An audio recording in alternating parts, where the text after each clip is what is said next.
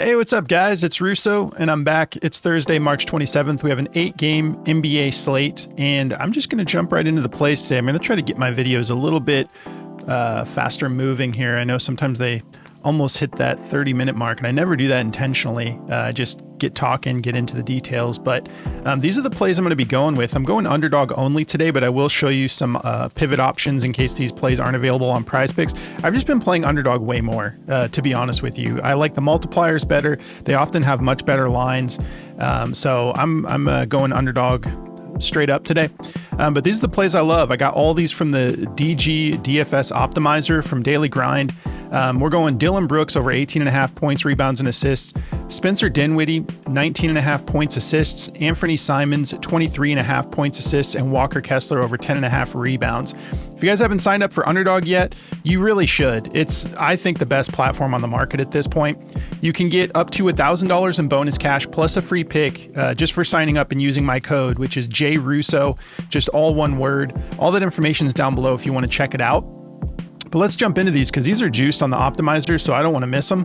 I'm always enticed by Walker Kessler rebounds if they're under 12, 13. I mean, like, depending on the matchup, I'll take it at over 13. You know, like, we know what he's capable of. He's had multiple games this year where he's just gone absolutely nuts. We had that game, I believe it was against Toronto, like a month or two ago, maybe, 6 weeks. He went for 18 rebounds in the first half. So this opened at 9.5. It was not going to stay there, obviously. So it's up at 10.5 on Underdog. It's at 11 on Prizepicks. So I'm going with the 10.5 on Underdog. Like I said, their lines are often better. So he's done this 3 out of his last 5 games. It's been, we've gone through a little bit of spells here and there where we don't know what Will Hardy's doing, where he's kind of like, they're clearly tanking, but he's kind of being a little bit clever on how he's tanking. So a lot of his guys are just missing games, but Kessler's been one of the few that has been staying in there, getting the reps, and his minutes haven't been too bad, but every now and again, like the second time he matched up against Toronto, we were excited to take that because of what he did the time before, and he ended up just last minute DMP, so hopefully that doesn't happen tonight, but you can see over his last 5 games, he's averaging 26.9 minutes still. As a center, that's quite a bit. 18.6 rebound chances a game, 2.8 fouls, not getting in foul trouble, elite defender too, so this is awesome. He's got a tough matchup here against Houston. First in rebounds allowed, but he did get it done last time he played them. He went for 17 on February 22nd. He did that in 32 minutes, so a little bit of extended minutes, but we don't need him to go for 17. We're just trying to get to that 11 mark so it cashes the underdog line. Let's take a look here. There's note. He's exceeded 9.5 rebounds in 15 of his last 19 games. He's averaging 13.8 rebounds a game over his last 19 games. That's what I'm talking about. This is that game against Toronto I was talking about. He went for 25 rebounds total, 18 in the first half. He's got multiple 17 plus rebound games. So you just never know. It really doesn't matter who he's matched up against. If it's tough, easy, like Toronto, obviously kind of easy. I believe Jakob Poeltl was out that game, but the more competitive it is, he's just one of the best. I think he's going to be one of the best defensive centers in the league. The Jazz let Rudy Gobert go in a trade for Kessler. And at the time we were like, whoa, what happened? And then we saw Kessler getting some minutes. And we're like, oh, okay, that's what happened. So he's basically like a Rudy Gobert, but I think he has the potential to be even better. So yeah, feeling great about it. Let's see if it's still on the optimizer at the same line. Because, yesterday when I took the day off, okay, so they love his PRA the best. So if you want to take that, 22.5, they have that at a 52.75% odds to hit the over. I was saying yesterday when I took the day off, didn't have a whole lot of time. I had so much stuff going on, family stuff. I was didn't have a whole lot of time to get into research. I was just jumping on the optimizer, and the plays were great. There was a pretty solid success rate. I didn't get any sweeps, but a lot of these plays that wouldn't be on my radar went with the optimizer and it cashed out. So let's see. Do they have the rebounds alone? They're not showing the rebounds alone, so maybe the rebounds got removed from Underdog.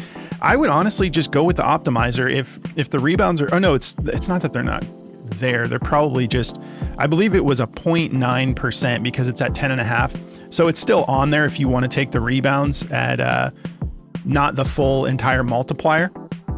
But if you want the full multiplier, you don't want like a 0.9x. See, I don't mind doing that on Underdog because their overall multipliers are great. Like even with that lower multiplier, I'm still at like 5.6x for a flex on a 4-man. So that's better than Prizepicks at their best value. So, but this, I'm very interested in this 22.5, just full PRA, 52.75% odds to hit the over. They like his points rebounds over 21.5. I'd probably just add those assists on for one extra because he actually does have some games where he assists pretty decent amount.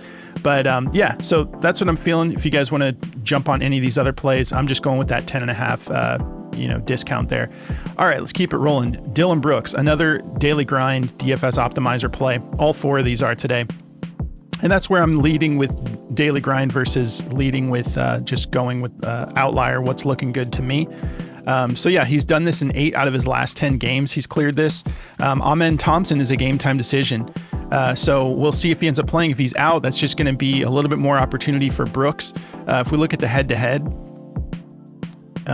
yeah, he's only done this 2 out of 5 head-to-heads, but his most recent against Utah was 9 points, 9 rebounds, and 5 assists. So I think we can get over that 18.5 mark. He's averaging 28.5 minutes in these head-to-heads, 8.2 rebound chances, 3 potential assists. Let's look at the last 5. Averaging 35 minutes over these last 5, so pretty solid. And now maybe some of these games are turning into blowouts, and so that's why his minutes aren't as high in the head-to-heads, but he still got it done. And the last time they matched up, especially if Anfernee Thompson's out, he should be good to go. But 3.6 fouls, he could afford to clean that up a little bit. Looks like he is. It's a little bit inflated by this game back here where he fouled out against Philly. But shooting 46% from the field over these last 5 on 12.2 attempts, 41% from beyond the arc. He's averaging 3 made 3-pointers a game right now. So yeah, 2.8 potential assists, 7.8 rebound chances. So feeling good about it. Again, I am just hoping today these plays all don't get bumped. So yeah, look at this. The very top play, they love it. 53.78% odds to hit the over minus 136. They also like his points over. They like his points assists over. Now that's 13.5 points, 15.5 points assists. They like his first quarter points over 3.5 too. If you're a partial game type of player, which I am not, but I think it sounds fun. It just gives me too much anxiety. So, all right, let's keep it rolling. Spencer Dinwiddie, been getting great minutes lately. 5 straight games. He's cleared this 36.1 minutes a game over these last 5, 10.6 potential assists, 50% from the field on 12.8 attempts, and then 32% from beyond the arc. He's capable of shooting better than that. You can see these 3 straight games, 40% from beyond the arc, but it's a little bit deflated on the side of his percentage because he had these 2 games where he shot 17% and 29%, but the last 3 are 40% from beyond the arc, averaging 2 made threes a game over these last really 4 straight games. Matchup, it's Orlando, so it's going to be tough. First in points allowed, first in assists allowed. We go to the point guard position, softens up a little bit. 13th in points allowed, 3rd in assists allowed. But with a lot of these injuries, he's just getting extra minutes. If we get Anthony Davis, if he ends up playing today, he's still listed as questionable. There's like all of a sudden some whispers of like, Dallas could mathematically find their way into the playoffs. And there's rumors that they're going to just try to get AD back in there and start competing again, sneak in. Maybe that's Nico Harrison, like whispering, to Jason Kidd saying, hey, let's just go for it, because I think Nico will be out of a job if he's got to be on the chopping block soon. But after that terrible trade. But yeah, Jalen Suggs out for the season, unfortunately. Mo Wagner out for the season. Cole Anthony, game time decision. Kyrie Irving, yeah, Dallas. They've got a bunch of guys out. So Spencer Dinwiddie should get his minutes tonight. Let's take a look at daily grind. There it is, points assists, just taking the top one. It's 54% odds to hit the over minus 138. They also like his 3-pointers over 1.5. Points rebounds over 17.5, assists over 5.5, points over 14.5. They love everything for him right now. The PRA is the only thing that they think is a little too expensive, probably getting penalized for taking all 3, maybe a 0.5 bump or a full point bump. But let's wrap it up here. Anfernee Simons. Okay, so this is the head-to-head. He's done it 3 out of 4 times, and the 3 that he cashed, he went for 30. So we just need 23.5 or more. He's coming off 2 games where he didn't get it done, but he is 3 of 5 over his last 5. Let's look at these games. against Boston and against Cleveland. So 2 tough matchups. And the minutes, he still played 30 minutes. Yeah, it's just a tough matchup. But playing against Sacramento, this should be a high-scoring game. I'll look at all these over-unders real quick when I'm done here, but it should be a high-scoring game. There's a lot of possessions, a lot of shot attempts, which means a lot of opportunities for scoring and for assisting the ball, getting it to your guys who are going to score as well. So yeah, matchup, 21st in points allowed, 19th in assists allowed, and that's just overall. We go to the shooting guard position, a little softer, 24th in points allowed, 18th in assists allowed. So averaging 30 minutes a game over his last 5, 8 potential assists, 41% from the field on 16.2 attempts. Not bad at all. 34% from beyond the arc. He's capable of shooting better than that, but still 10 attempts, you'll take 34%. That's 3.4 made buckets a game from beyond the arc over these last 5. So looking pretty solid. We have a note here from Outlier. He's exceeded 23.5 points, assists in 4 of his last 5 games versus bottom 10 defenses for points allowed. So he's averaging 28.8 PA versus bottom 10 defenses for points allowed. 80% hit rate. Not bad at all. So yeah, the matchup looks good. Everything's looking solid. Let's see if this is still juiced on Daily Grind. Yep, top play. 23.5, 53.96% odds to hit the over -138. If it's gone by the time you're seeing this, they also like his points over 19.5. They like his full PRA over 26.5. These are both reasonably juiced as well. They like his rebounds over. They like everything. They like his points, rebounds, all the above. Anything related to scoring they love, and they also like his rebounds over 2.5, which are just some awesome deals you're getting on Outlier. You know, that's probably a goblin on Prizepicks if it's not Outlier, Underdog. It's probably a goblin if it's on Prizepicks, or they're doing their thing whether you have to choose a goblin or a demon. But yeah, if you guys want this optimizer for yourself, you can get 25% off. It is an amazing tool. I've been leaning more into it because it puts stuff on your radar that are honestly discrepancies, mistakes that the platforms are making, and they don't last long. These usually stay up for about 10 or 15 minutes, and then they update it, and then you got a higher line. So the optimizer puts that on your radar before they realize. And then as the public starts to realize it and they're taking these overs or taking these unders, then the platform adjusts real quickly because it kind of lets them know like, uh-oh, we did something wrong. So yeah, these are some of the other plays that they like. Shaden Sharp, Anthony Davis over his PRA, Chris Paul over points, rebounds,